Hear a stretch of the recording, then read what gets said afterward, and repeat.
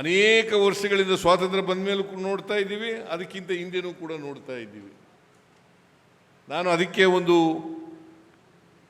ನನ್ನ ಅನುಭವದ ಒಂದು ಉದಾಹರಣೆಯನ್ನು ಹೇಳ್ತಾ ಇದ್ದೀನಿ. ನಾನು ಓದುವಾಗ ಊರಿಗೆ ಹೋದಾಗ ದನ ಕರುಗಳಿಗೆ ನೀರು ಕುಡಿಸೋದು, ಎಮ್ಮೆಗಳಿಗೆ, ಕುರಿಗಳಿಗೆ, ಮೇಕೆಗಳಿಗೆ ನೀರು ಕುಡಿಸೋದು ಮಾಡ್ತಿದ್ದೆ. ಬಾವಿಯಿಂದ ನೀರು ಸೇರ್ಕೊಬಂದು ಕುಡಿಸಬೇಕಾಗಿತ್ತು. ಹಳ್ಳಿನಲ್ಲಿ ಈಗ ಬಾವಿಗಳಿಲ್ಲ ಬಿಡಿ, ಈಗೆಲ್ಲ ಬೋರ್ವೆಲ್ಗಳು ಬಂದ್ಬಿಟ್ಟಿದ್ದಾವೆ. ಕುಡಿಯೋ ನೀರನ್ನ ಎಂಥದ್ದು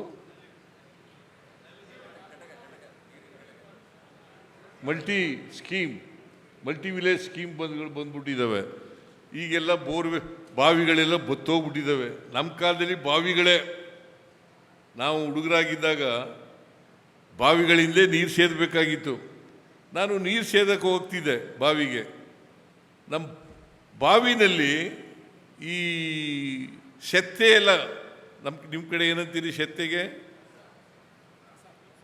ಕಸ ಗುಬ್ಬಚ್ಚಿಗಳೆಲ್ಲ ಗೂಡು ಕಟ್ಕೊಂಡಿರೋವು ಅಲ್ಲಿ. ಆ ಗುಬ್ಬಚ್ಚಿಗಳು ಗೂಡಿನ ಕಸ ಎಲ್ಲ ಸೇರ್ಕೊಂಡು ಆ ಕಸ ಎಲ್ಲ ನೀರನ್ನ ಮುಚ್ಕೊಬಿಡೋದು. ನಾನು ನೀರು ಸೇದಕ್ಕೆ ಹೋದಾಗ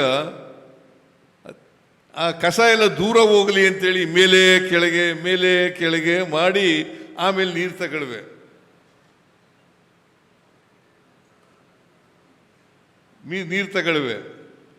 ಆ ನೀರು ತಗೊಬಂದು ಮನೆಗೆ ಹೋಗ್ಬಿಟ್ಟು ಆ ಬಿಂದಿಗೆನಲ್ಲಿ ನೀರು ಹಾಕ್ಬಿಟ್ಟು ಬರೋದ್ರೊಳಗಡೆ ಪುನಃ ಮುಚ್ಕೊಬಿಡೋದು. ಮತ್ತೆ ಕೆಳಗೆ ಹಾಕ್ಬೇಕಾಗಿತ್ತು.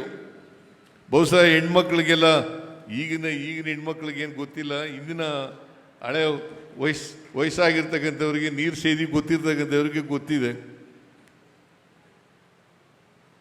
ನಮ್ಮ ಜಾತಿ ವ್ಯವಸ್ಥೆ ಹೆಂಗಪ್ಪ ಅಂತಂದ್ರೆ, ಸುಧಾರಕರು